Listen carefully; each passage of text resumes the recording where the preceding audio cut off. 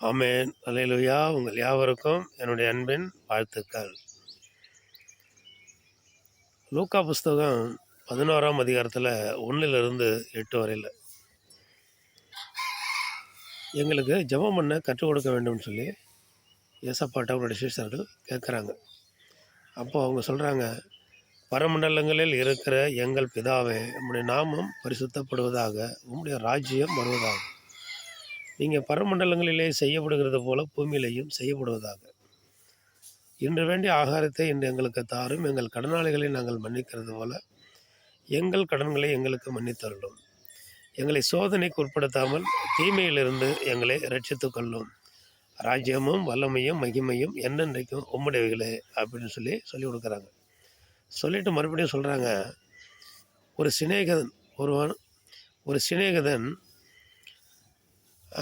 பாதி ராத்திரியில் போய் தன்னுடைய சிநேகிதன்ட்டு ஒருத்தர் கேட்குறாரு, என்னுடைய சிநேகிதன் ஒருவன் வழி பிரயாணமாய் வரும்பொழுது அவன் பசியாக இருக்கிறான், அதனால 3 அப்பம் எனக்கு கடனாக கொடு, நான் தரேன்னு சொல்லி வீட்டில் படுத்துருக்கிறவன்ட்ட போய் கேட்குறாரு.